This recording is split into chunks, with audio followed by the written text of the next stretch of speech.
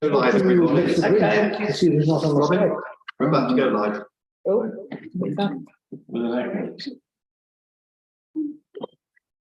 I'm always alive, Chairman. I'll leave this here, guys and girls, if you want them, please do.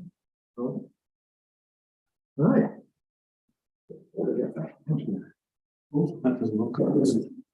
Good evening, everybody. Welcome to the February meeting of Buckingham Town Council Planning Committee. Paula, do we have any wishing to speak?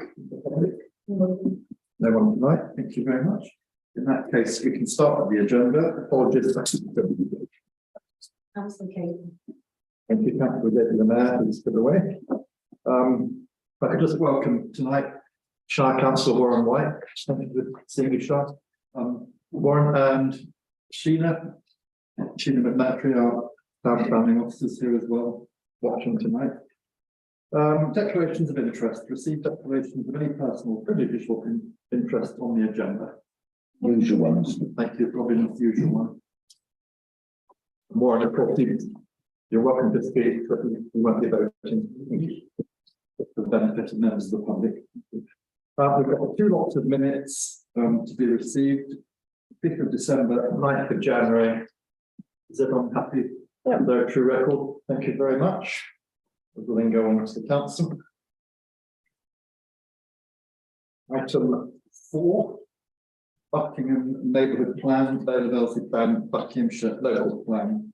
We do have a statement of view from Catherine, but before we go on to that, I'd just like to pay tribute to Sheena and our hard-working staff. We have had 6 focus group meetings during January for the revised neighbourhood plan, which concluded with the workshop last week at which O'Neill Homer, our planning consultants, joined us on February the 2nd. We'll have monthly meetings following that, which will take us through until we are able to present everything to the planning committee in the first place and then to the council.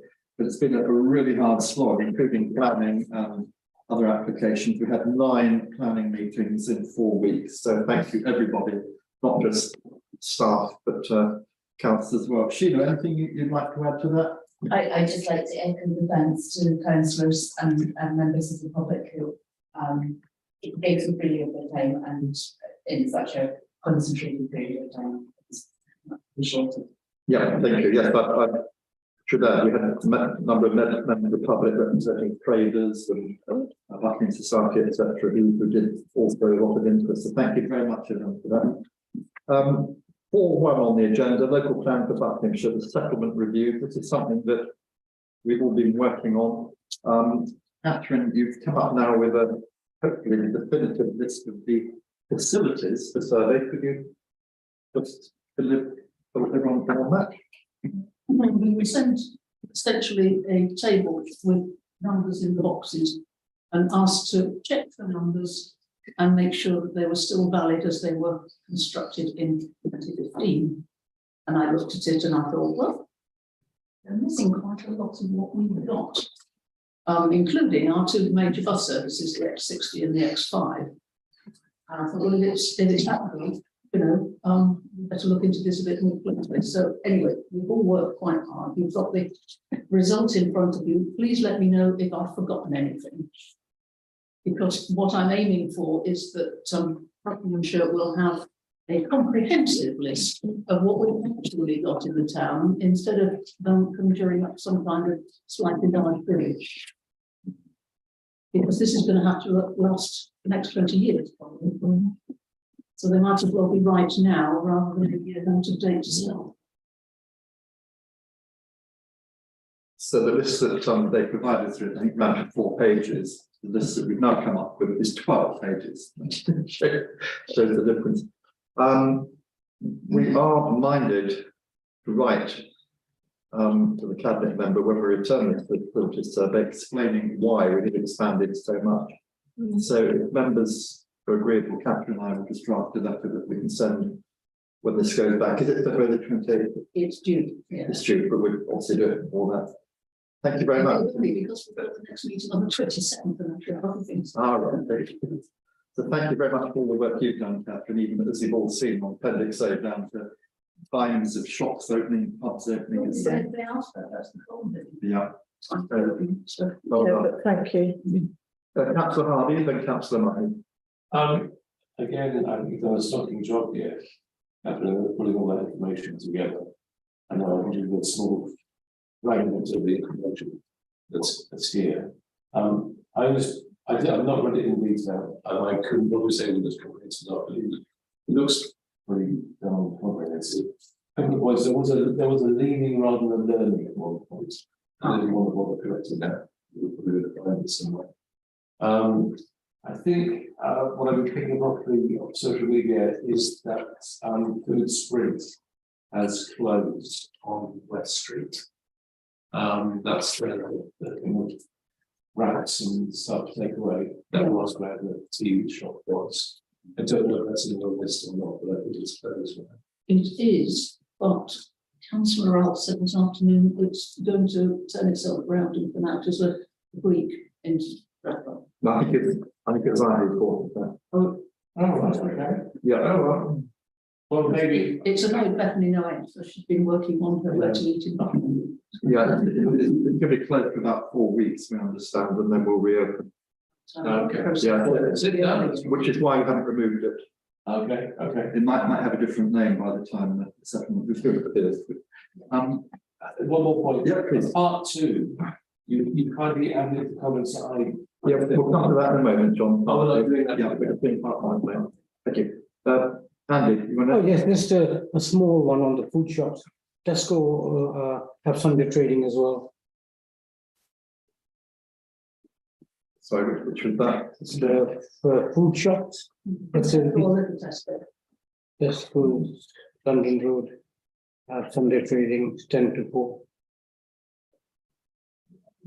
Yeah. Yeah, it's not on there. Thank you. And I'll Lisa, you want Thank you. I've got a small one, the local stores, Linden Village store. I returned something to Amazon and I've just looked at my returns label and it's an Amazon hub counter for Linden Village store. Because I returned a couple of items very recently, like last week. Yes, they used to do Hermes. But Yeah, the Hermes website and then obviously the floors. yeah, but this is Amazon hub counter. Thank you, Robin, and then. Yeah, what I was going to raise it in here, but I will say on this that we definitely drink a lot of coffee and we need a lot of glasses in Buckingham, and we use the gym quite a bit. So I mean, I don't know what that says about us. We can't see, but we can exercise and we drink coffee afterwards. Thank you, Fran. Buckingham Butchers on the counter on the trade counter on the home store site is now closed as of this last weekend. They've retained the site and they're doing all their cutting and butchery there for catering operations, but they're no longer so they're now trading from Harry's in Winslow. So the public. Thank you for that, Fran. Yeah. John, okay. Are we putting in the Amazon hubs? Are they, because the one in Shandos is one in Shell, and there's one outside of the new hotel, on the Sterling Shell. Yeah, there is. 3 Amazon hubs. Yeah, Tesco's have got one as well. That's good for one too. Yeah. That's a different kind of one. It's an in-post pathway shop. Yeah, That Tesco's. but the yellow ones for Amazon are Peter.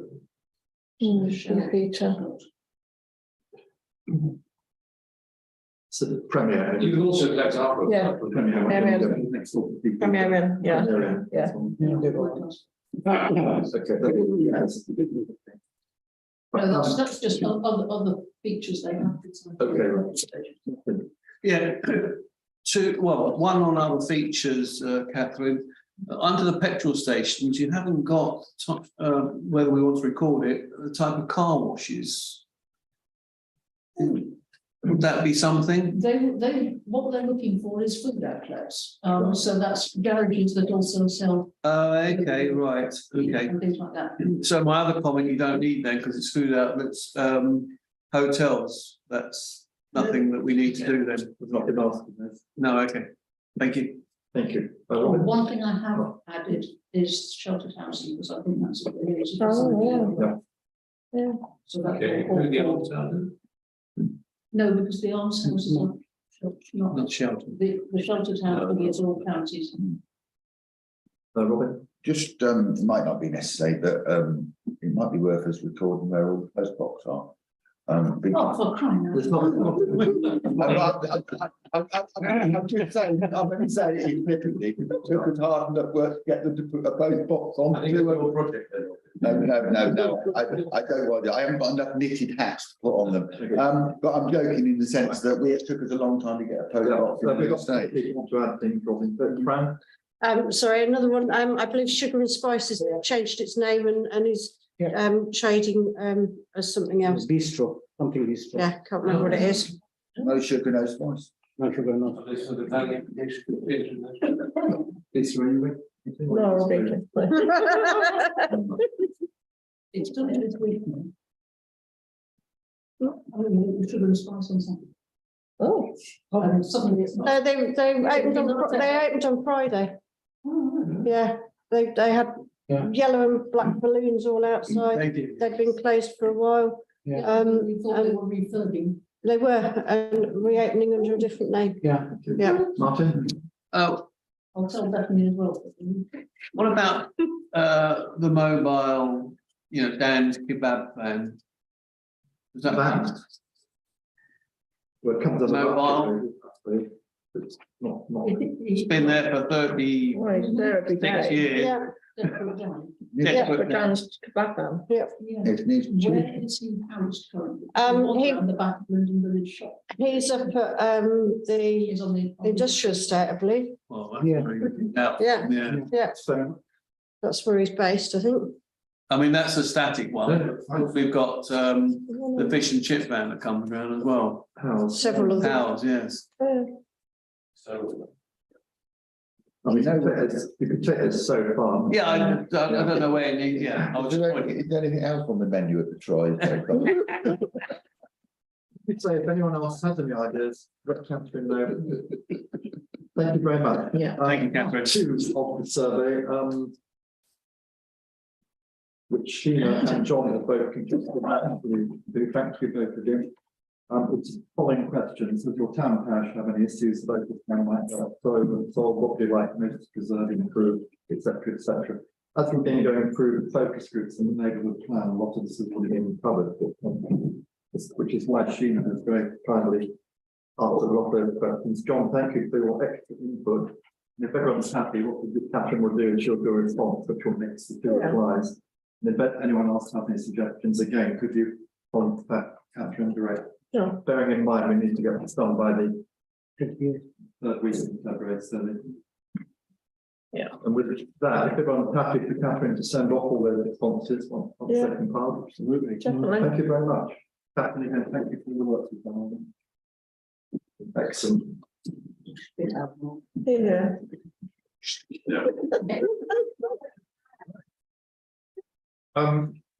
Item 5, North Bucks Parishes Planning Consortium, our representative is Anthony Ralph.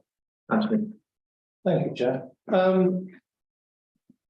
Mark and I attended the funeral of Jeff Culverhouse on the 24th of January, both representing the town and obviously our representation on the NBPPC. This was at Stoke Church, and I'm pleased to report it was absolutely stuck. They had all the choir stalls filled, and I think there was even standing room only at the back. So that's very pleasing. Also, there are 8 members of the NBPPC, including us, obviously, also attended. So he was well represented there too. things that we didn't know about him, certainly Mark and I didn't know about him. He'd been a Watford Football Club season ticket holder for over 60 years, which is a long time. And also he'd been the MBPPC secretary for more than 15 years. So sadly missed, greatly missed in fact. Just as a point that you should be aware of, obviously the MBPPC wanted to make a donation to charities, and it was agreed with Roy van der Pol that £100 felt about right, bearing in mind we're talking about quite a lot of parishes. And so a cheque for that amount will be posted to the undertakers, has been posted to the undertakers with a covering note. I think that's all I really want to say about it, but it was heartening to see so many people. That's my abiding memory of the day. Thank you. Just to add, Anthony, that the letter from the council to his widow, Mrs. Sheila Calder, was delivered before the funeral. Super. Thank you very much. Thank you for that. So the situation at the moment, I think Roy van der Pol is acting secretary until. Yes, he's the reluctant bride, as it were. And I'm sure that will get very shortly. And there will be a meeting later in the month of the consortium, and obviously I'll bring a report on that next time round. Good. Well, thank you very much for the work you're continuing to do. Yeah, thank you. Right, action reports, receive action reports as per the attached list. The main things that jump out: cycleway on the railway walk, council of such bit of work, town clerk. Yes, you've got any further? On a slight tangent, I'm going to see parrots about it dropping down onto the railway walk on Wednesday. So that's kind of been taking up time at the moment, but no, council secretary and I need to have a conversation about that. And we will. We speak to parrots on Wednesday and then. Yeah. Thank you. Thank you. Right, thank you for that. Buckinghamshire local plan, we still, I believe, waiting a response from Steve Bowles, cabinet member. Yes, I'm pleased that, because that's been a while, hasn't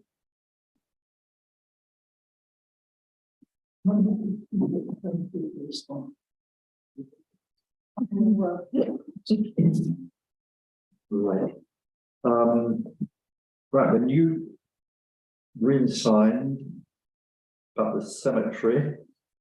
Mr. Essen has this in hand, apparently. We reported that in the last meeting, but as of today, they're still showing the cemetery is in the field off the A421. He's getting that banked out eventually. The 40-mile-an-hour speed limit, our indefatigable planning clerk, Catherine, has been chasing Steve Essen, and she's actually got a reply from him just before 5 o'clock today. So what we can report is apologies for the delay in getting the 40-mile-per-hour limit revised. Barrett's have put together the final proposals for correctly installing them along the A421, and are now waiting their suggested dates for installation to begin, which will complete the work they started before Christmas. He'll let us know the time frame as soon as it's confirmed. And once the speed limit side of things is completed, I understand they're looking to progress the installation of the 2 remaining traffic islands along Tindrick Road, which once in place will mean that section 278 is finally complete and can be signed off onto its maintenance period. So that's a good result. Until all that 40-mile-an-hour limit proper signage is done, it can't be enforced. So we're hoping it's going to be sooner rather than later. There have to be signs either side of the road when you enter the zone. There have to be repeaters throughout the zone. And again, signs either side when you leave the zone. So, right, I'll get to Cornwall Meadow in a moment. Is it actually on the? Yes, it is. Tree of the year. Have we had any response yet, Claire, from either AXA or NFU? Right. That's good. Time for the next one. Perhaps another chase up on that. West End Farm Archaeology, Town Clerk investigating progress, report to future meetings. That's a pending item. Yes, I'll need to come back to you on that one again, sorry. Nothing further on it. Thank you very much. Sorry. Yeah, I'll do it all in the Okay. I've got Thank you very nothing to much. say on that. Osier Way, we wrote to Steve Bambrick referring to the charter, we're still waiting a response from that about section 106, I believe, and consultation. Thank you. Car park machines, we reported the broken meters in Cornwall's Meadow, I haven't actually seen if they're all working or not at the moment. John? Yeah, we just take us back to the Paragon signs on the old Portland Road roundabout. I mean, they're obviously not obstructing vision, but they do provide a phone number, and therefore they are a distraction. And in my view, they should have gone through some sort of planning application if they were going to be put up there permanently. So Well, that's an enforcement matter which had been reported, so I don't they're know, on the list here.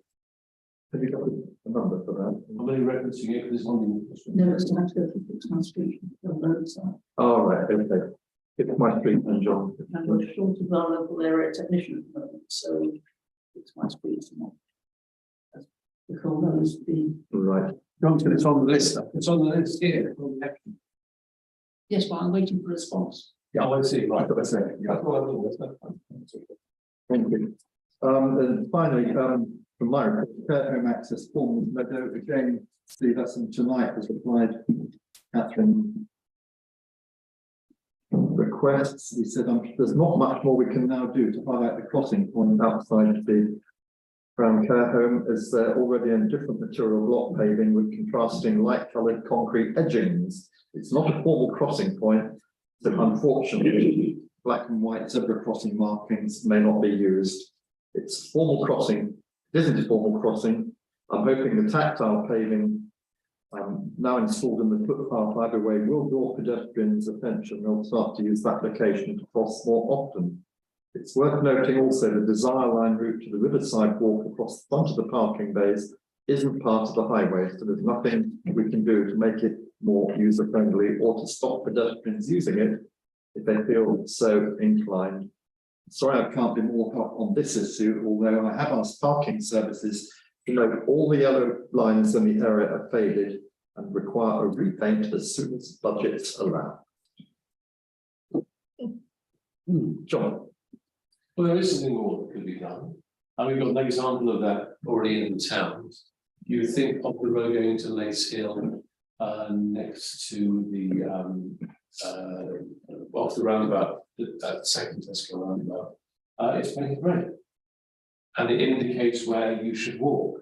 So if that could be done there, I see no reason why that couldn't be done here as well. There's like a red surface being put down on the road. It's not an official crossing point. Highway code has been updated to mean the car should give way to people anyway. At junctions, much more so than it's been boosted a bit in the recent edition of the highway code. Surely a red surface is the very least that can be done to highlight to people where they should cross the road and safely. I guess we can't do it across the bit in front of the care home, although that too would be an advantage, but certainly across the main flow. That surely it's just not so. There's nothing more that can be done. There is something more that can be done. Well, we can challenge it, but he said quite clearly here, that nothing more can be done to highlight the crossing as it's in a different material. But that facility exists in the town now. So why can't we have some more of it? Catherine? Must be. Yeah, we can go back and ask the question. Anthony? From memory, because I think you end up getting blind when you walk into the same place regularly, but the same as that Councillor Hardy's mentioned is the bottom of the just outside the park where the lollipop lady stands. On the bottom of Badges, there's some red lining there as well. So I saw precedents in set. Yes, thank you. Warren? I'll just check my emails. I don't have a copy of that email, but as a ward councillor, I'd be very happy to. As it arrived shortly before we shut up the office and shot out, it being a Monday and the library, I would have sent it on if I had more minutes, Councillor White, but I will send it first thing in the morning. Appreciate that, but I don't have any of the correspondence you've been referring to. I didn't know there was a problem. It started out as a follow-on from one you sent to Steve Esson with the pictures. And he sent back to you with your drawing again, saying where he was putting stuff. Yeah, absolutely, but I have no And I idea. thought I could fit you into all the conversations, but I will certainly do that. And it's been a standing item on the action list since 2021. I know, which is why I was Yeah. involved, and I had no idea we were, so the point I was raising is, I had no idea we were at this issue. There was a problem with the council saying there was no for a fact that could be done, so. Thank you. Roger. Just for information, the red thing is part of the cycleway. So the one by Bolton Road, is a part of the cycleway. And the one that goes across by that roundabout is also the cycleway, because it also goes across the Shell garage. But most of that's come up, so they are not technically pedestrian crossings, it's just to show them the cycle. And the cycleway comes across the Green Bridge, right, so it's coming. Does it end? I have no idea. Let's argue the case that it doesn't. Hence why. Thank you. You wanted to add? Just to say that the main have traditionally meant cycle crossings, but I did as part of our project with Linden Village. We got a red surface put outside the school to help do exactly what we're talking about, which is trying to reinforce where it's a good bit across. Yeah. So I don't see what Steve is up to, suggesting in that email, apart from maybe the second 1,600 might have dropped down, being used up. And there's a way of doing that. Thank you. Robin, did you want to say? Well, I made some of the points I was going to make about the debt when over the budget, and the works to that, to get the application, the work which is done to that would have been keeping to what that within the planning application.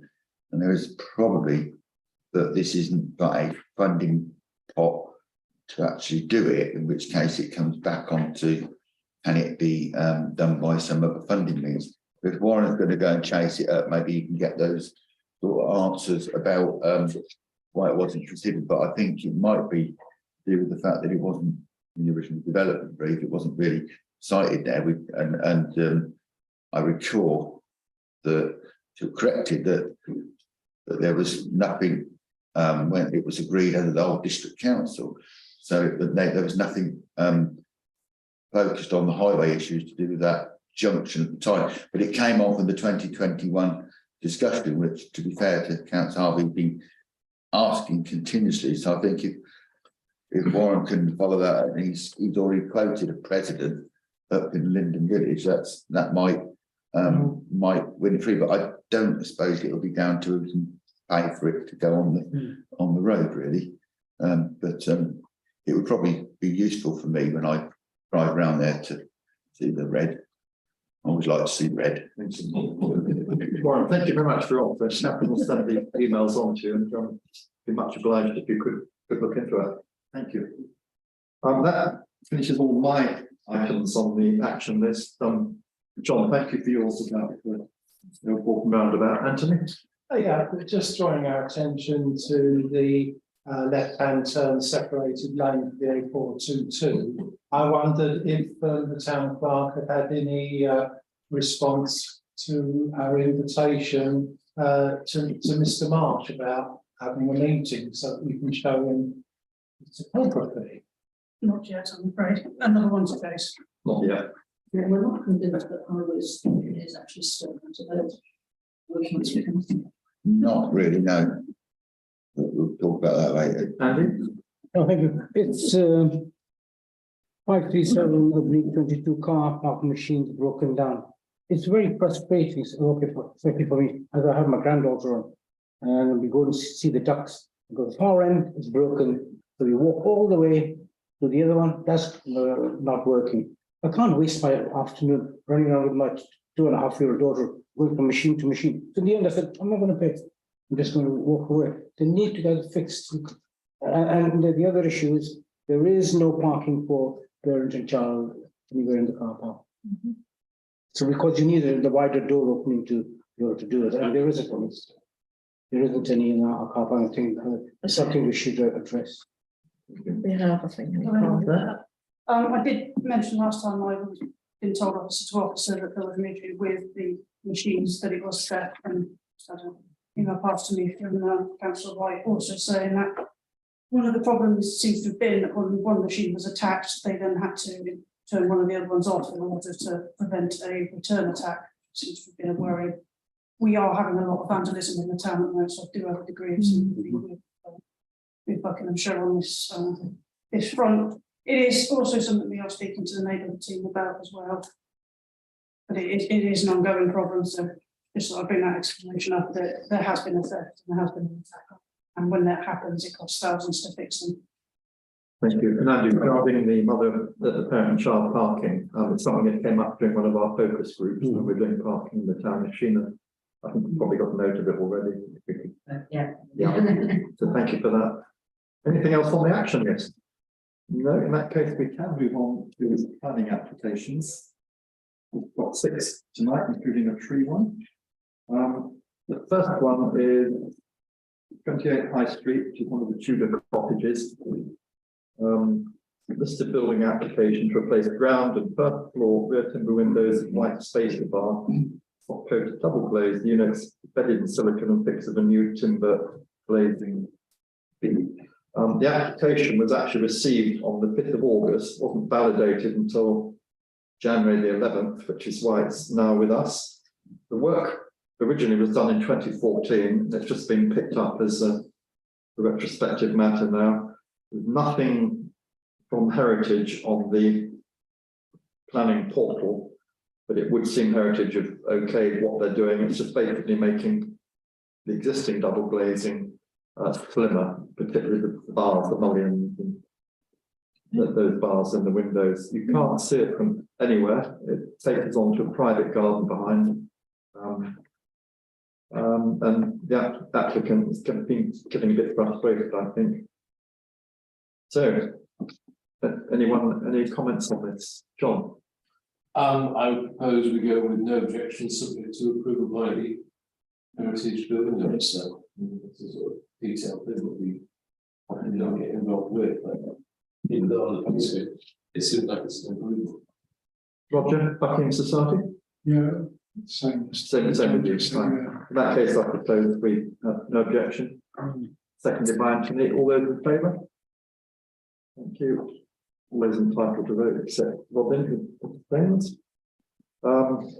Item 2 is Candlefoot Court. We have quite a lot of applications, I think. Candlefoot Court, we've already had 2 or 3. Things are improved. This is for where the bin store is as you turn into Candlefoot Court off Bridge Street. It's going to be demolished. It's a timber structure, an erection of a new structure with a generator. This is to install extractors, ventilated fans externally. Currently, they're down in the car park and they got flooded, so they haven't worked since that happened. They want to bring them up above ground. There is chance that 2 trees with tree preservation orders would have to be felled to fit this in there. T50 and T51, as Catherine's pointed out in her report, their condition is said to be good. The other thing is there is no mention of where the bins are going to go, which there's 8 big bins currently stored in the wooden structure. No mention of that. And no mention from environment about smoke or noise from the fans when they're operating. Yeah. Andy? Yeah, that's exactly the point. I was just agreeing with you. Right. So as things stand, we don't seem to really have enough information to say yes or no. John, we recalling? Yeah, I'm agreeing with you. Mark, I think all those questions are not answered. And yeah, all of where there's noise, people living in the front may well have constant humming and droning noise, which can be very, very debilitating. And of course, I think we're losing the trees. Thank you, Warren. Thank you. I met the project manager quite some time ago when they were doing all the flood works, and I knew this was going to be coming. I did sort of casually say to him that you do this is a conservation area, faces with the main streets of the town centre. Hopefully we'll see something that's commensurate with its location. Because the bin store was always a bit of an ad hoc firm. And there was never a slot there in the master plan. It was a bit of a, it was a seen as a minor, non-consequential amendment. So it's rather disappointing to see what little vegetation on this side of the site is being removed. And it's a very crude, simplistic, technical response to the numbers. There's no architecture on this. That was being finished by a surveyor. It's so long, there's no architecture. No placemaking, it's just a technical solution to the problem. So the lack of any design awareness and placemaking to the interest of the site, it's just not good. Yeah, thank you for reminding us it's on the conservation and Lisa. I just assumed that the bins were going to go into this new building, but obviously it's not, they're not there, no. I thought that's what. No, the building's entirely for Fans, just for fans. yeah. Wow, okay. Martin? If somebody could enlighten me to what these fans are, it says they're taking them out of the car park and putting them in this building. But the building's not attached to the car park. Is there underground ducting to go in as well to connect the fans in the building to the car park? And they're to extract carbon monoxide from an underground car park. Yes, but there's no ducting there at the moment to this place, so They'll have to arrange that. that's something else. They'll have to pull up the access road across there, put in whatever ducting and pipe work as well. None of that's in here, is it? No, There is actually a basement ventilation outlet right where they're going to put this, which Oh, is it? already exists. Oh, okay, so they're going That's to on the connect digital into plan. there. Just moving the Oh, mechanism right. further out. Yeah. So that it doesn't flood. It just, I had quite a detailed description of how this works. And basically, the idea was already there, but the fans were already in the basement. So this is basically to make it. And they're moving it from that part of the pipe to the other end of the pipe, Yeah, basically. exactly, yeah. So pull it Instead out. of pushing and then push me, pull you. So technically, I can see why you need to do this. Makes perfect sense. But there is another better way to resolve it. Yeah, which is not aluminium louvered things in a conservation. So unless anyone else wants to add anything, I propose that we until we have further information on everything we've been discussing. Yeah. Seconded by Anthony. Warren, you want to add? Just before you go to the vote, it might it might be useful if you said it was actually objected because of just the lack of any design and the impact on the conservation area and the loss of trees where there is no other vegetation. Well, because actually there's no further information that you can do on this scheme that would actually change your mind. What you want is a special scheme. So you might want to be quite more forceful with the objection. Thank you. My thoughts. No, that's good. Thank you. Yeah, let's got all that noted. So all those in favour? That's everyone except for Ronnie. Thank you. Still with Candleford Court, householder application for a timber flat roof with mineral felt roof over a top planter. This is where water is ingressing into not only their property but the car park below through one of the planters. They want to put a roof over the planter to deflect water from getting in and putting it into the planter. Not only that, they want to put metal railings up at the edge of the planter to stop any trespassers from walking on the flat roof. Something they can do at the moment anyway on the garden. The main thing that comes out of this is why the fencing and a loss of open space, which was one of the big selling points of this, that there would be open space for all the flat dwellers.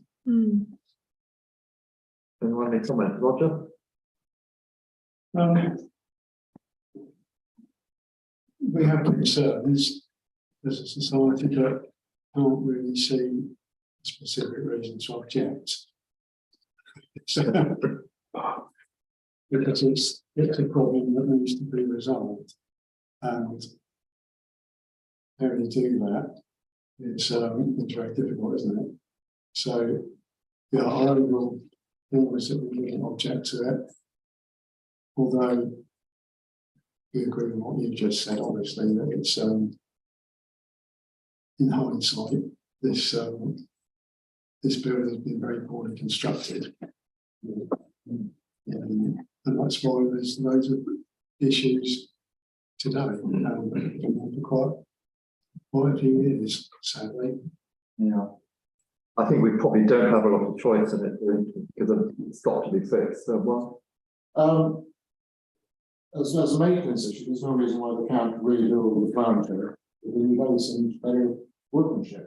You just remove the furniture, seems to be a very lazy way of doing it.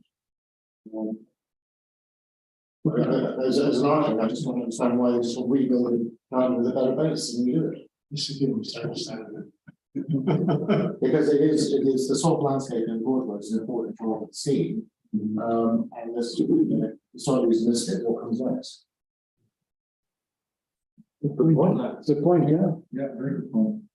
Thank you.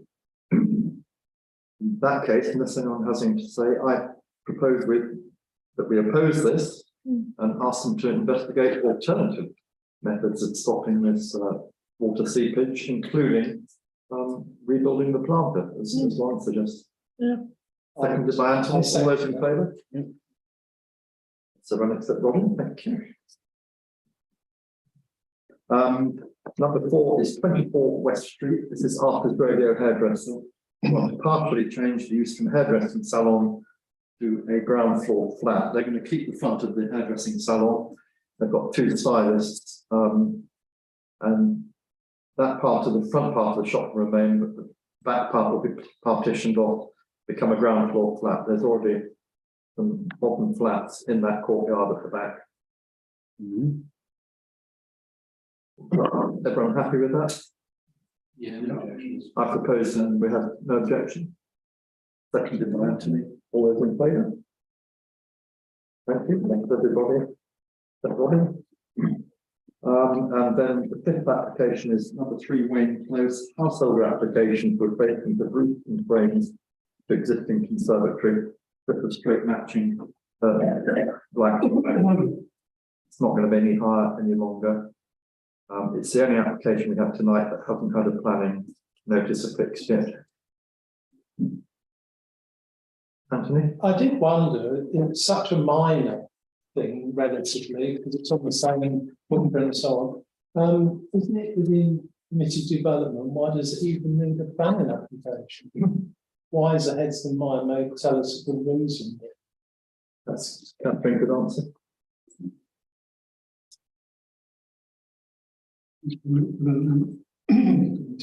Ron showing it through that. Yes. Yeah.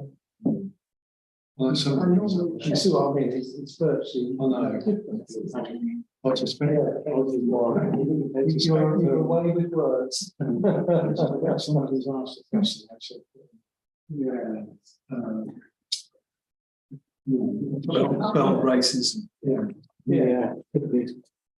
Let's just make sure. Okay, we can't put any light on that. Not But to worry. You've got a different roof and it's got a solid wall on one side instead of a glass wall. I Right. normally assumed that some PBR was removed for that part of, it's quite difficult to trace when you've got some multiple developers on the estate. yeah. I suspect it is that some solid wall on one side. That answer. Yeah, that's Thank fine. you. That's fine. I propose that we have no. Yeah, Seconded by Anthony, all those in favour? Thank you. And finally, not consultation, where it has been circulated, is further application for 3 reductions in Waglan's Garden. Everybody who replied to this by email was the same mind that enough is enough. Waglan's Garden has been targeted by most of the householders now who moved in after the trees were already there when their properties are built. It was a group of Lawson Cypress, which have a group preservation order on, and the application is reducing by 2 to 3 metres, which is a lot in height by visitor parking spaces. Quote, residents would like peace of mind as there has been recent storm damage, unquote. Martin. Can you assure me there's a management plan for the trees? That's a yes, is it? I've never seen one, but then we wouldn't normally, unless it's a really big application. This is a management company who make the applications. They do seem to be quite assiduous with their trees, but they also seem to be Quite deciduous. Acidious. they seem to respond very quickly to residents' complaints about possible damage. Because obviously they're bothered about being sued. Well, It does drop off somebody's. The residents ought to ask the management company about managing the trees in, managed way. Well, I mean, quite a lot of the applications we've had for Wetlands Garden are for tree management, ground lifting, dead removal, that sort of thing. But the group of protected cypresses is diminishing. 3 of a month, I think, something like those. And if you look up Lawson cypress, it tells you these are particularly good for encouraging bird life and wildlife. These trees. Robin? Yeah. The Wetland Gardens has got a very long history with the town council, in the sense that from its onset development and most of the trees, and there was tree preservation orders put in and such and such put in. Ever since the original application went in, there's been additional applications agreed on the site which has challenged sections of the trees. It was part of the historical land, part of it, part of the land to do with the Royal Latin School and for its history. And if we were to calculate the amounts of changes and applications we've seen to trees on that one site alone since it was originally granted land permission, I think it would get into the 10 to 15 trees. I remember being up where with Councillor Smith. I might have been with Councillor Anthony Ralph and other councillors when they went up there to look at the most recent development on the Shambles Road and the works to trees there. I remember that the town council at every point raised concerns about the trees, raised concerns about the works being done, raised concerns about the cypress and the other redwoods and things that are in there. I think we're in danger with this site that over a period of 10 years hence, we may find that we haven't got any trees of note left in that site because they were all there. Yet when this council, under 3 or 4 chairs of the council planning committee back, discussed it, all this was put into the report by Catherine at the time about the trees and protection of the trees. So I think the town council has got a good grounding on this, in the sense that it's been a constant defender of the tree. And I think we agreed at the town council, didn't we, that this would be a year of the tree, though that took some time to get us to agree it. It is. I think this is a very good thing that we should look to evidence-base our response, but do a coordinated press release about the depletion of the fauna and trees within this one site. I think it's a good example of what can possibly go wrong and the challenge to our green canopy and environment. And that crosses over at least 10 years, 12 years. And knowing Catherine, she's probably got it all somewhere to do it. But I think it takes a bit of time that we have to make sure that we communicate it. Only when you add up the total amount of work to there that you start to see the challenge to the environment, and this will carry on. I think the chairman's point about, if you say enough is enough, which seems to be a popular term nowadays, it probably is enough now, isn't it, on that site? And if you look across the town, that area of green is part of the scene of the whole of that area. When you look at the site, everybody in Shandros Road benefits from that. People approach Shandros Road from the university, from everywhere else. It's not just the people who live there. I think it's something we should suit to, in brief, at last, to say, do a press release around the evidence, and that the evidence is there to be quite strong about this. Thank you, Robin. Catherine? The other thing is, it's a protected tree. Now, that's the sheet I circulated around people. The only document, apart from the application form, was about that size from Google satellite with a ring to say where the tree was. I added that to show where the protected trees were on the site. But I think for a protected tree, you don't know how old that satellite picture is. You certainly can't tell anything about the degree of damage to the trees that they're seeking to remedy. And I think that's, for a protected tree, there should be more information. And possibly the bloke could take a picture on his phone and put that on the website. But that, I mean, you can't have anything like that. No. You have actually replied already. Well, yes, you have to do. We had to do it. Trees have such a short turnaround. Yeah, and it was unanimous from councillors and Buckingham Society and others in replying, our tree wardens, that we should oppose this and ask more. Apart from anything else, we wanted a proper report, not just this people. Not that it's anything to do with the application, but those of us in the town remember Mr. Herring, who was the Levis truck Douglas. He said to me once, sadly passed away, that he actually did see a golden eagle once parked in those trees. I don't understand, right? And he said, I'm telling you, Robin, because I know you'll believe me. If I tell somebody else, they'll say I didn't see it, but I know what a golden eagle is. Right?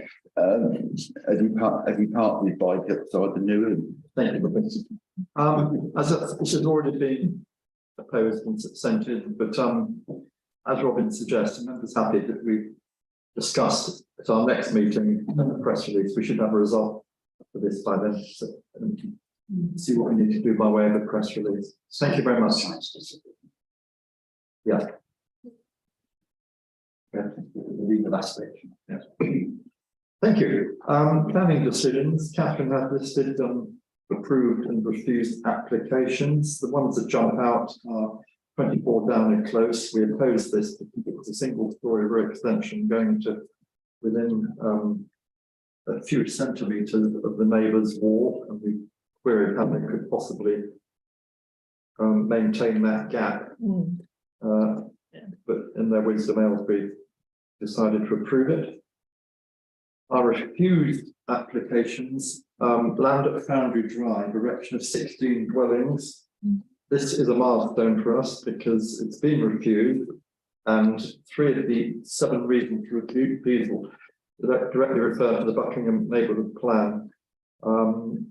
It's cramped development, lack of section 106 suggestions, lack of SUDs.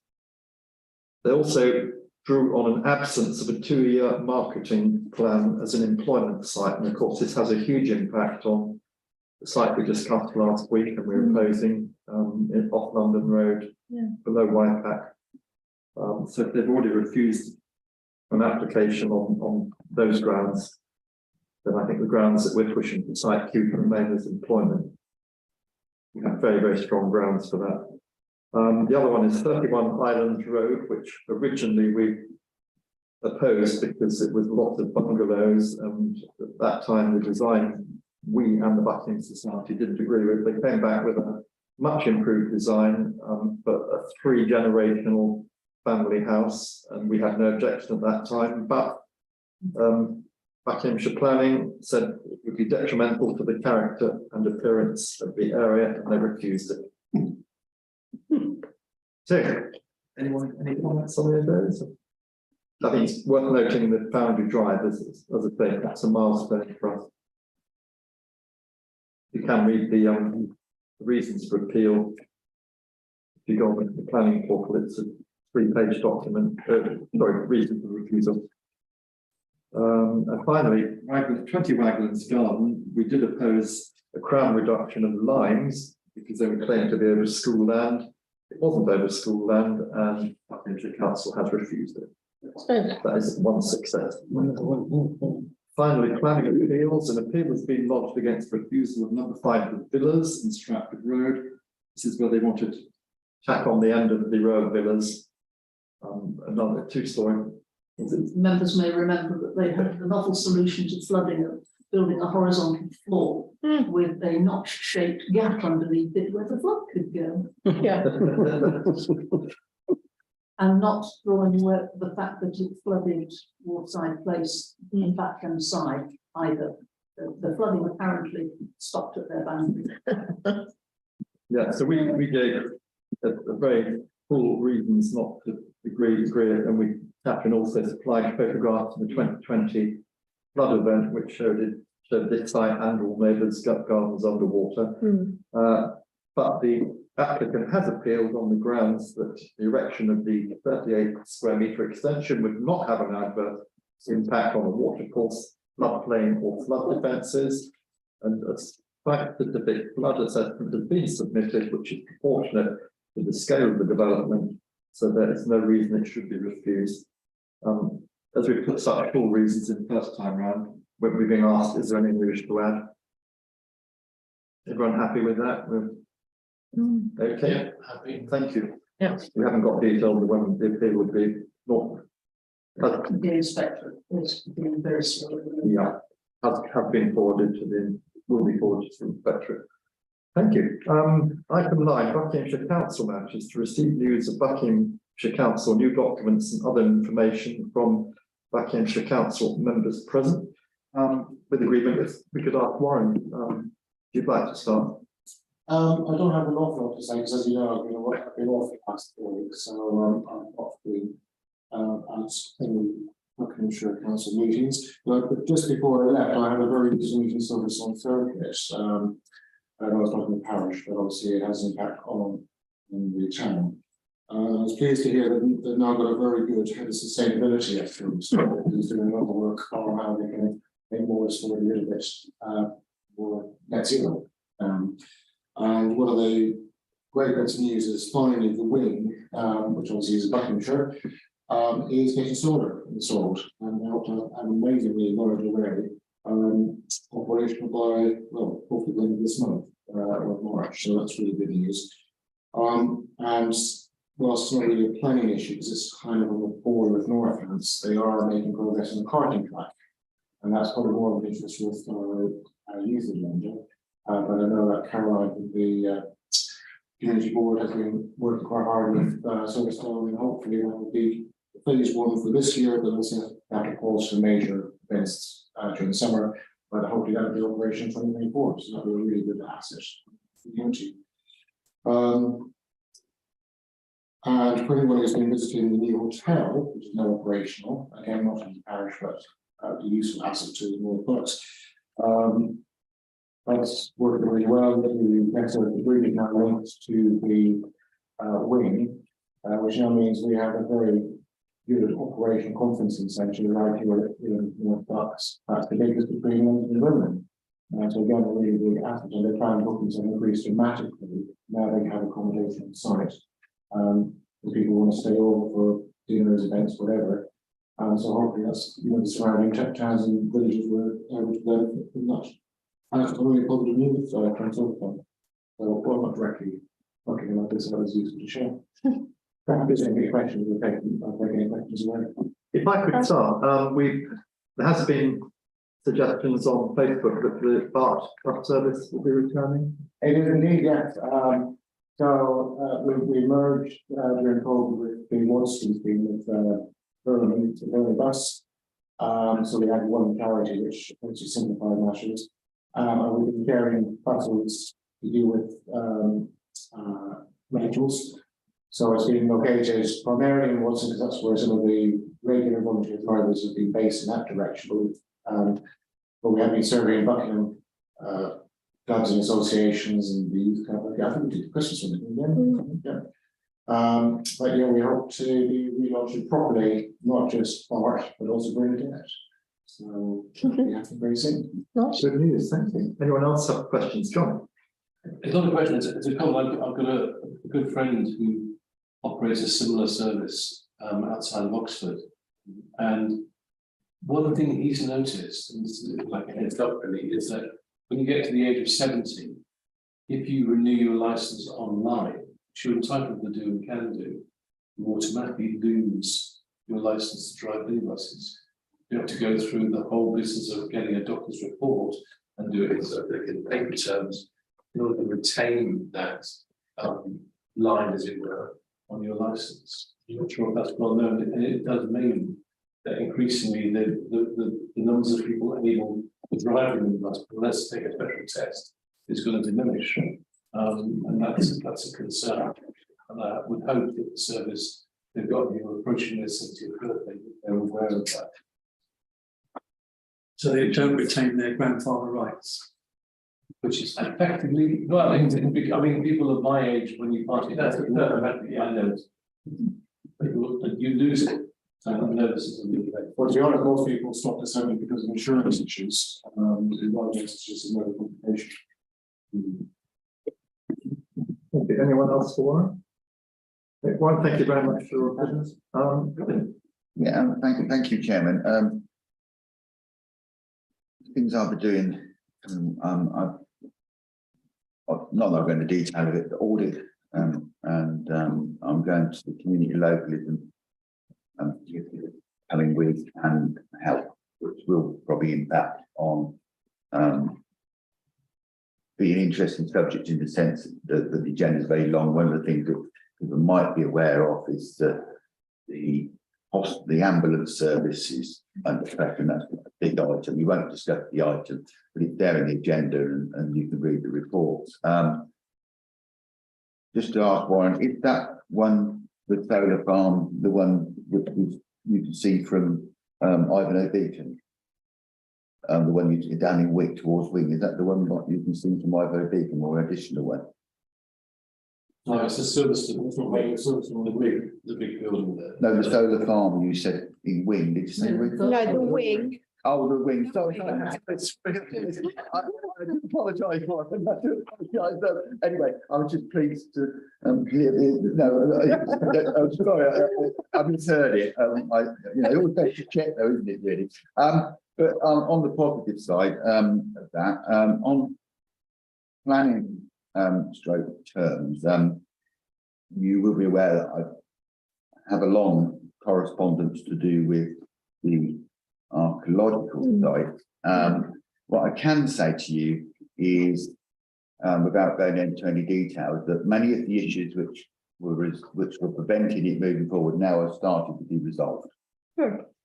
What I am waiting for is the news that they are resolved and that we can move forward with some information. Now, I think after all this time, we'll be pleased to know that little bit of the history of that site. On planning terms, the Tinjut Road site, I did meet with the planning officer with my right, and much of what Mark said reflects the conversation that I had with the planning officer around the Tinjut Road site. So I won't repeat that because it's been said. I have also met with planning officer over another planning officer over the industrial estate to do with the traffic movements from the forthcoming warehousing unit, stroke industrial unit up there. Unfortunately, that was called to committee, and that was the issues that I raised were seen by Highways not to be issues, which I still disagree with, but I am not the Highways and I'm not the planner, so that moved forward. Furthermore to that, it would appear through the correspondence I think has been circulated that the later application in regard to the HMO on Leith Hill, which is to do with the planning issues, have been not the biggest issues with that with the community. The community were concerned about the HMO, but it came out of the discussions that it already was an HMO, but it wasn't a because licensing and HMOs are and planning are two different factors. already got an HMO, and which brings to question the assumption was from the community that that it was the first HMO, and to the best of anyone's knowledge, we all presumed it was, but it wasn't. So there's it might be interesting to read the officer's response to it.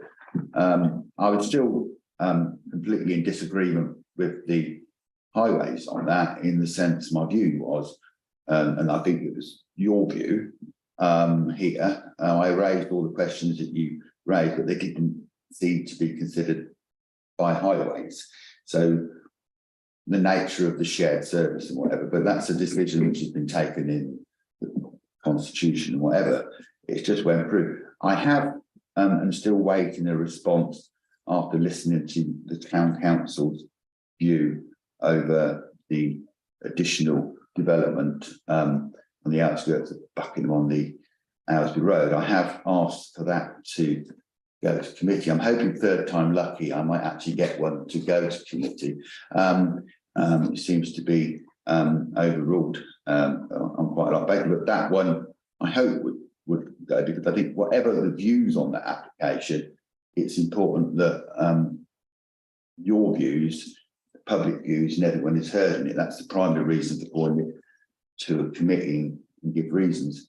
On the other matters to do with planning, you'll see a letter stroke response to do with the only away applications. Now, to be fair, this was very much welcomed at cabinet, and in the sense that we in raising the question, we raised lots of issues around drainage and sewage, and you're seeing it that the law isn't exactly as you would presume it would be, in the sense of when you grant permissions, there seems to be a little bit of a gap in the law, and it goes into many legal terms, which I won't repeat because they are in there. But I do think this is something that we have to be minded to when large developments are agreed, that it isn't automatic. The planning authority, if I've read it incorrectly, can't demand that they do something, and the water company can't demand they do something as an assumption that it would be done post planning, which does raise some concerns, in the sense that you would presume that naturally, when you consider a planning application, you would be considering all its environmental impacts, including sewage and drainage, but it appears the law has got a gap in it. So the good news of that was, it did seem that both the cabinet member and the leader of the council took it very seriously, and they were surprised how it was so. So I was thanked cordially for it, and they presumed that they were going to go away and ask some questions of whether this is something that somebody down in a government can look at this and try to rectify. But it does have a big bearing on large developments in Buckingham going forward, in the sense that there are, we know that Osley Way has been agreed, and we know that Mays Morton Road 3 has been agreed, and we know the development that Warren has very much been trying to prevent coming, which is the Mays Morton 170, and put some sterling efforts into and spoke on it, on whatever to try and we lost that. Now, I'm presuming, reading this constitution, none of those will have had any drainage and sewage sort of agreements in place when they've been granted, which brings the open question, doesn't it, about the capacity of the Buckingham sewage works, which caters not just for Buckingham, I don't believe, with development. It's something that we do need to be minded to, and especially as you would have read in the paper only a few weeks ago, Anglia Water would find a substantial amount of money for sewage in the river. That was the case that I alluded to some time ago, and it eventually came to court, and they didn't take it through the 5-day court case. They actually decided to mitigations or whatever the wording is, so they paid the fine. I think this is something we do need to all of us be minded to, especially if the legislation around sewage works isn't immensely strong, is it? And rain and whatever, and we do care for our river. So I hope that is something that we should return to as a topic when we are, or you are, not myself, when you're considering applications. Read the response and see whether it's something that brings up some poignant points of verification that we could see in those things. And furthermore to that, I am attending Cabinet next week once my question is seen as legal. And if we could perhaps wind up, you have only 10 minutes. I've thoroughly enjoyed it. I've thoroughly enjoyed it. I could do another 20. We have got this item you're talking about open for discussion. Yeah. Anything you want to add, Lee? No, I like the discussion. John? Two questions really. I mean, it does kind of take a belief that a planning authority doesn't have the right to ask of a development applicant, why haven't you put in anything with water? I mean, that just beggars belief. And let's be clear, they could have simply, having noticed it, did they notice it, but having noticed it, rejected the application on that basis. It seems to me, I frankly don't understand this, the legal niceties, but it's clearly something needs to be sorted out.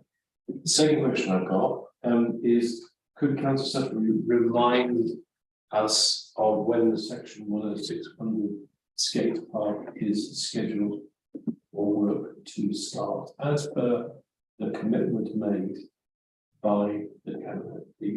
When exactly is it meant to be starting? I'll do them in reverse order.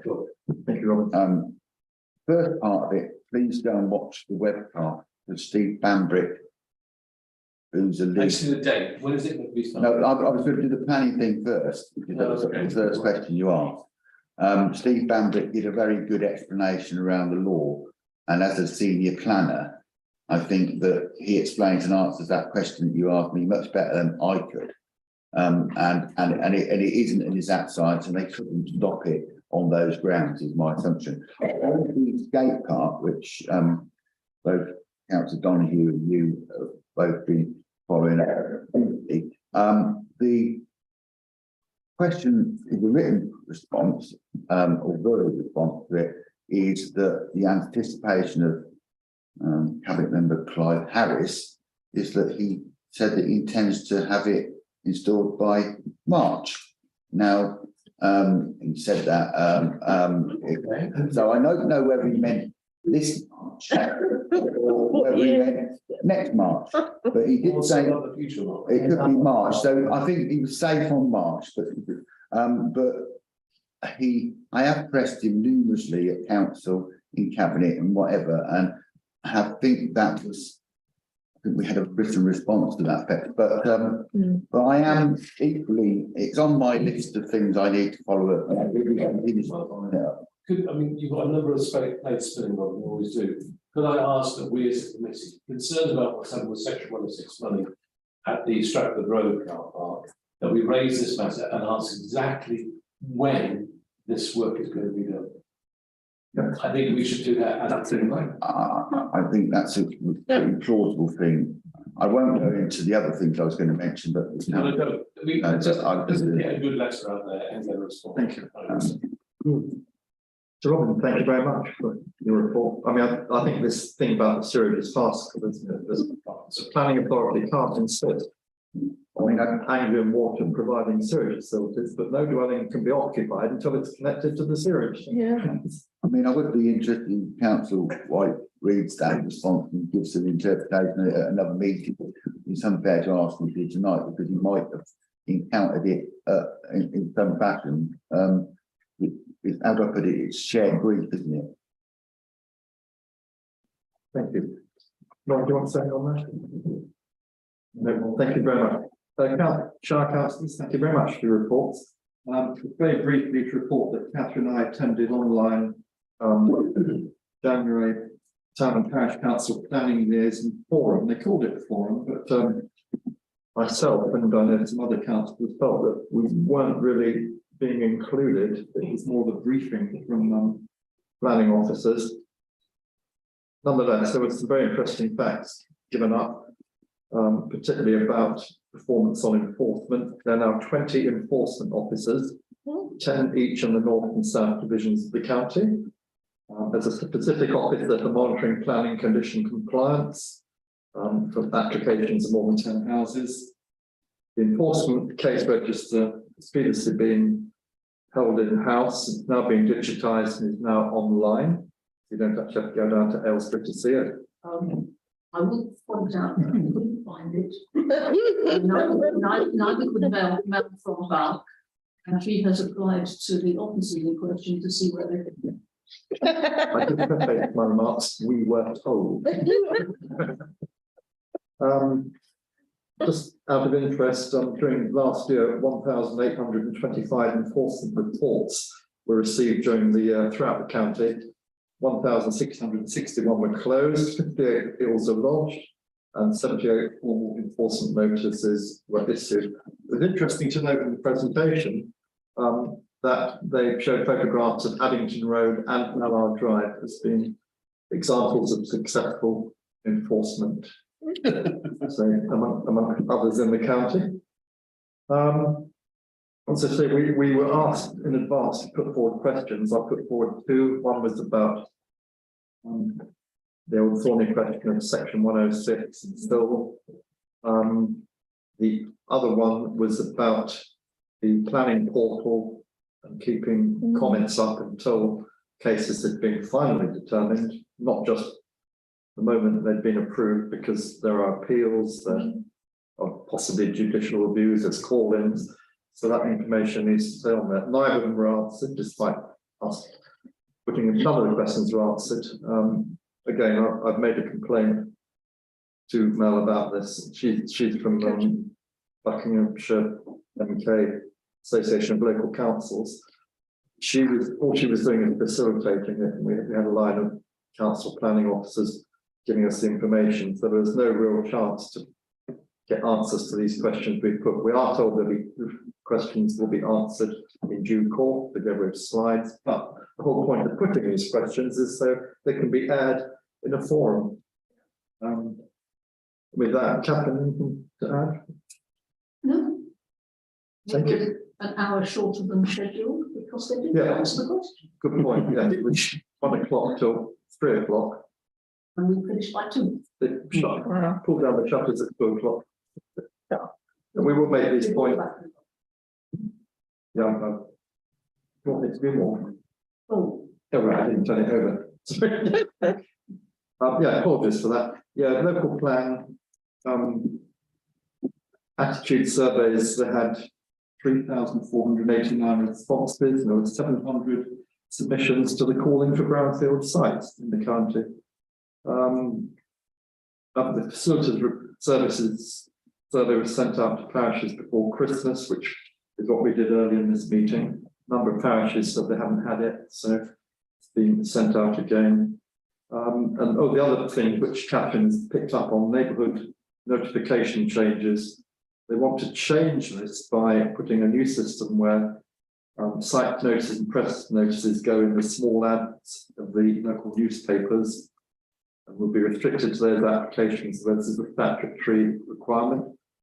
And they're saying they're going to notify neighbours by letter of any upcoming application. So you won't have a notice on your lamppost. Yeah. There's a letter.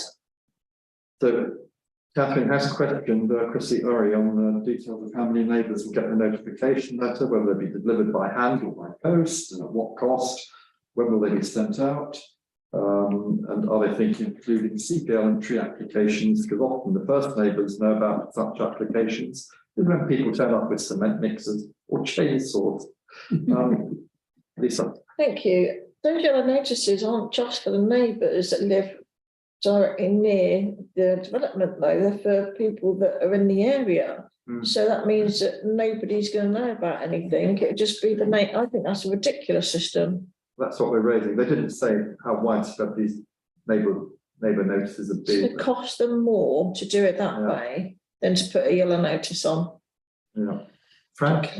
I was going to say similar to Councillor O'Donoghue, and also add that the circulation of the local newspapers has gone down terrifically, substantially over the last few years. Nobody buys, well, very few people buy them these days. Even the estate agents have stopped advertising in them. But the statutory notices are for work in the conservation area, works on listed buildings, and works where a public right of way is affected. That's all, isn't it, Roger? I was trying to think actually. Major developments. Oh, yes, So, major developments. Yeah. And nobody, there is a list, but it's, But obviously, It has to the be- extensions to the next door. yeah, the majority, if they go down that way, won't have a yellow notice. But I mean, I'm saying. Second one. Yeah, what could possibly go wrong? I mean, you could get a situation, couldn't you, where an application is agreed, on through planning, and maybe the town council who will see it doesn't raise a significant concern. But it could be that the residents who are affected by that application won't know, because how an application affects you could be not necessarily that you live in there. Also, of course, this is like an incremental ratcheting down of how to see concentrate, because now a huge percentage of applications are done by delegated powers. It's quite difficult to get an application to go to committee, I've just found in the past month. So I'm really quite worried that this is, there is the council signed a charter, didn't it, that it said it would, how the parish charter and how it was going to liaise with people.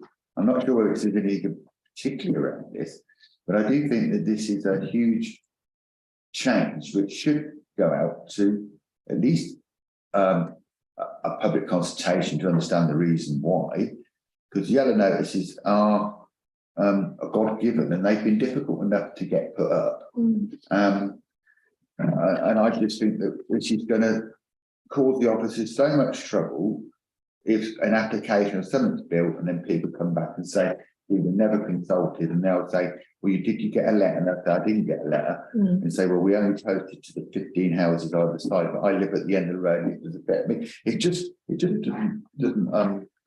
bode well, does it? To be frankly honest. And I'm also alarmed that a 3-hour meeting was curtailed when 2 hours. When obviously from what you said, there was still subjects stuff. Well, we wouldn't have been the only one who submitted recommended questions, and there were 40 odd people attending. Well, that again, From different parishes all over the country. well, again, the parish charter, which is a live document, is dying because the parish charter said I will consult and work with your town and parish councils. And that means that it's a token if it isn't actually enacted. Now, it could be, we don't know what the circumstances of the officer team were, maybe they had something they had to go to. But nevertheless, if you took it out to something and given time to it, you should have been listened to. I did say to Noel Wolf, when I made my initial complaint, I would get back to her afterwards. So I've taken on board everything you're saying. I shall write with these points. Thank you, Robin.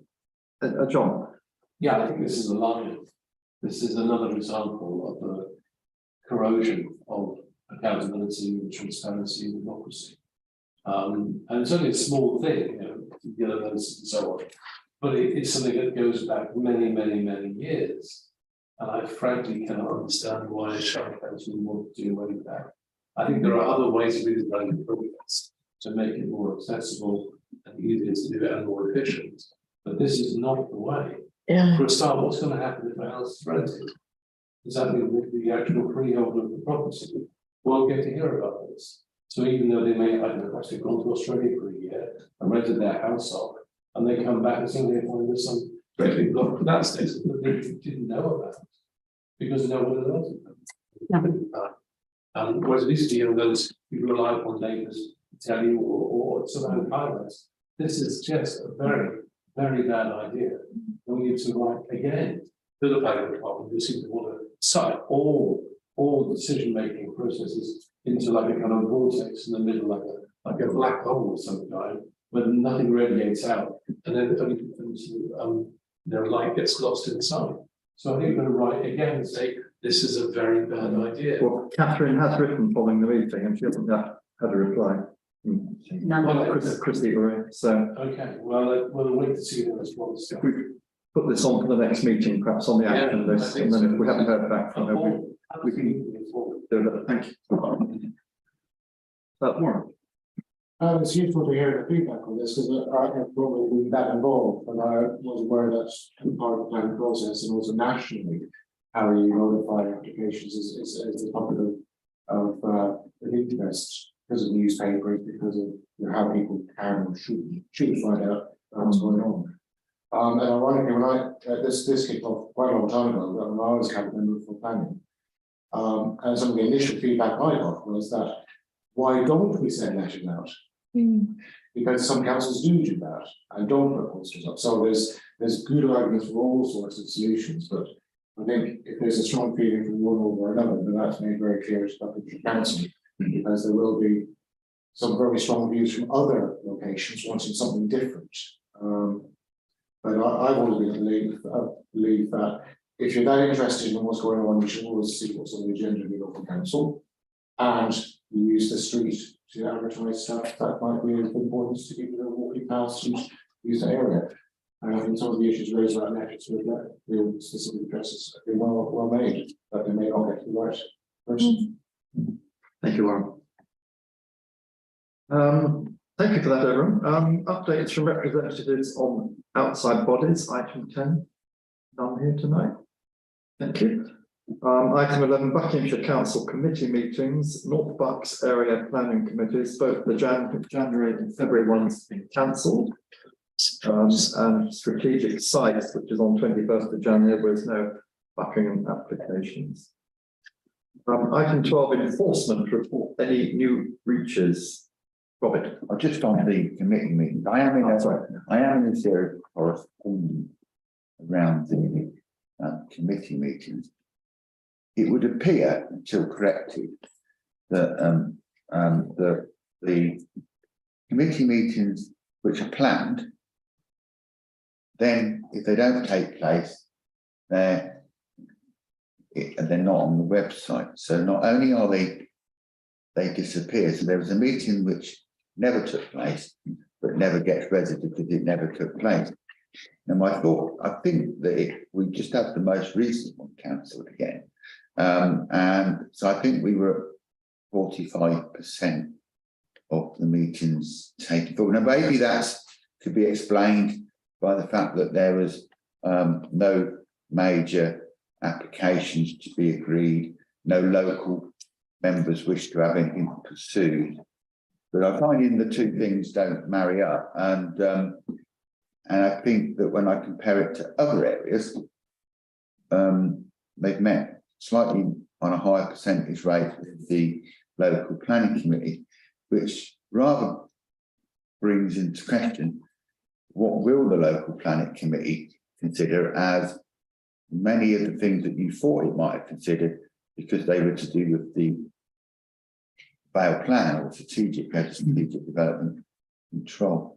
I think it's quite concerning because when I've sat in meetings, it's always interesting in a local view about a local application with knowledge of how it sits within the settled community. And I think we may lose that. And if it gets to, we're in the year now, we're going into the second month of the year. And so I suppose we haven't met yet. So, I mean, there's only another 10 months to go. So perhaps we'll meet at some point. Thank you. published and was made known. It's no idea what's going on. Well, no, I don't. I tend to work from my birthday to the next one on the hope that I see the next one. Thank you. So back to item 12, enforcement. Anyone have any enforcement issues to raise? There's no new ones, but I'll just draw attention to the fact the collapsed drain outside the Walk House, but just the narrow bit by the BP garages, it's still not being fixed. 6 weeks after it was reported on Fix My Street, we've also raised a complaint about it. It is now dangerous. The ironwork is sticking up, and you can hear cars crashing into it every time. You can't avoid it if there's a car coming towards you. So potholes on Page Hill Avenue have been reported. A technician was up there in the van a week ago, and I got a reply saying the problem is now fixed.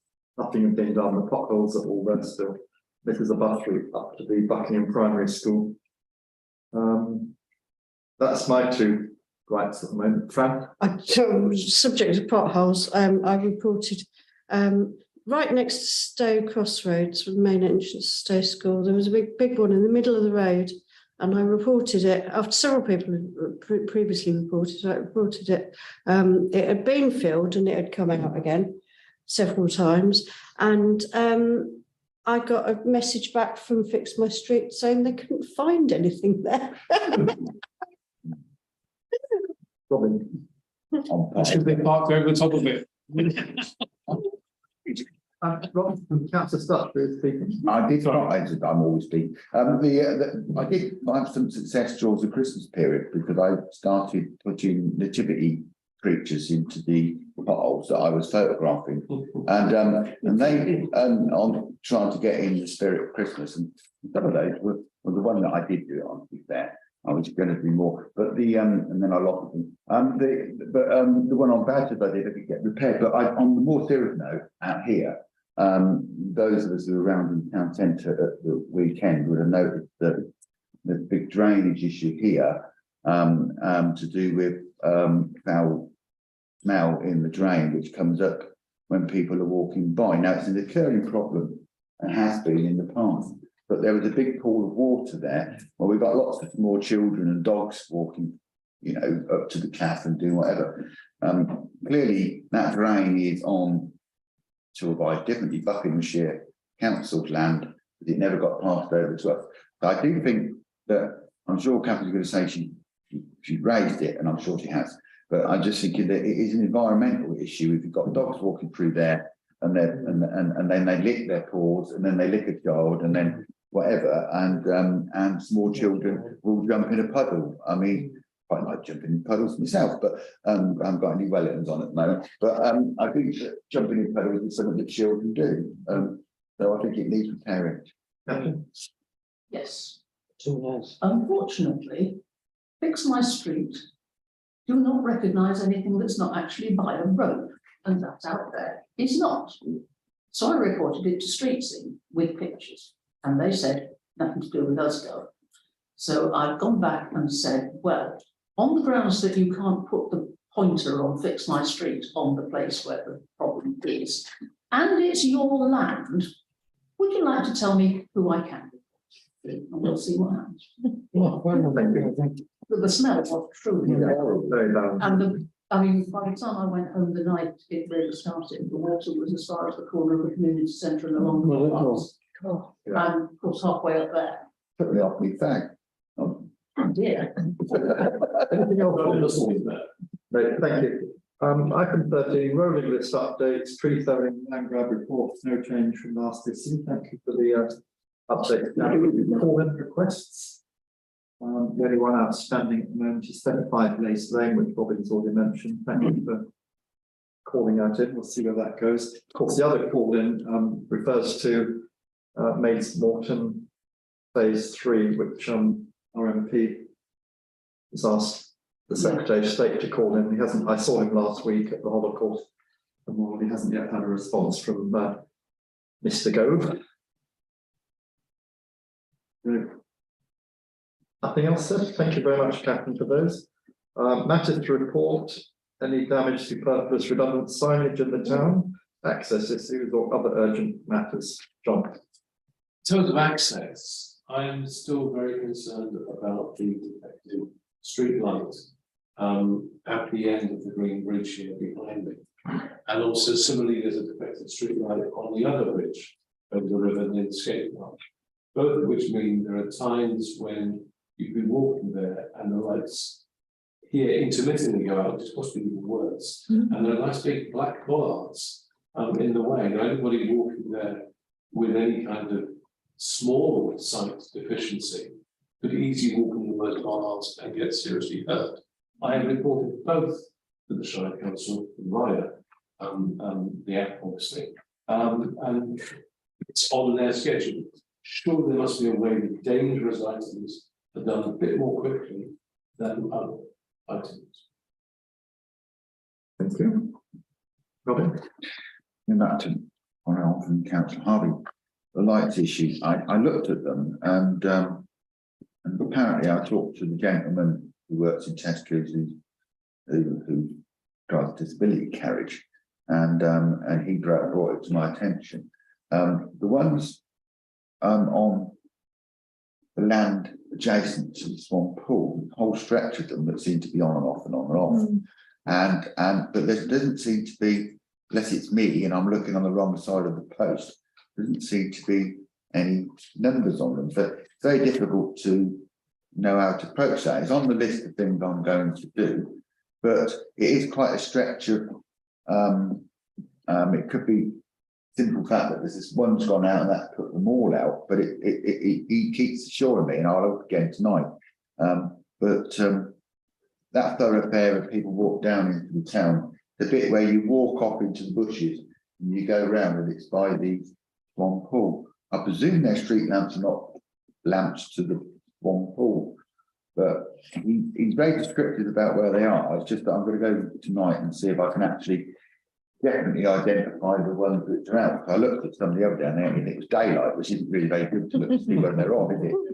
But I was trying to see, but I couldn't see any numbers on them, which I thought was quite unusual. Most lampposts have a identical number on them, don't they? So having done the daylight, not very, of course, it could be on the other side and I didn't look or something, but everyone can be daft, but including me at times. But I just think it's a safety issue that we should just look at them in the radar, because if it's causing it's a disability stroke access issue, it's a member of the public who is disabled, he can go in and keep him working and Tesco keeping the job down, and we should at least try and make it possible for him to travel home safely, shouldn't we? Actually, You know, Yes, I wondered, I'm not sure whether this is the place to ask that question. I'm going to anyway. Do we have any intelligence of what's happening on the land that's opposite Ganderton's garage that has been cleared and is now all nicely flattened out and looks quite an attractive plot of land for somebody to do something upon? the big on the action report was the last one. So they were going to keep us updated. Well, I did ask, there hadn't been any pre-application discussions, there wasn't an application hanging about in somebody's in-trade, which falls into the month nowadays. I can only assume that as the hairdresser has vacated the premises and they appear to be doing work on the inside, they're probably turning it back into a house and they're hoping that that land can be finished car parking. It's probably all right, as long as you can turn around and come out forward. Don't think I want to be backing out there. Which is an item on the action list. I do go around there about once a week to just see if anything else is happening. I've got a couple of items. One is the taxi parking outside here, which if you walk down there now, there's always 3 or 4 cars parked on it, not taxis.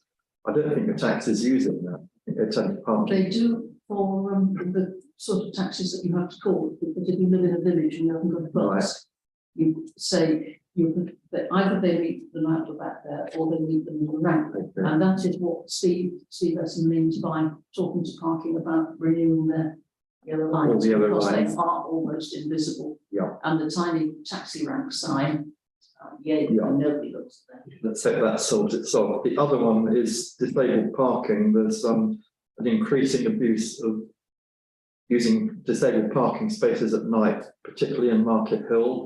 Those three, and nearly always have 3 cars parked in, flash Mercedes or Jaguars without parking, without blue badges, and behind here at night, a lot more people are now parking there. Yeah. There doesn't seem to be any will from Buckinghamshire Council Parking Department to do anything about enforcing either that or the taxi rank parking. Perhaps we could put.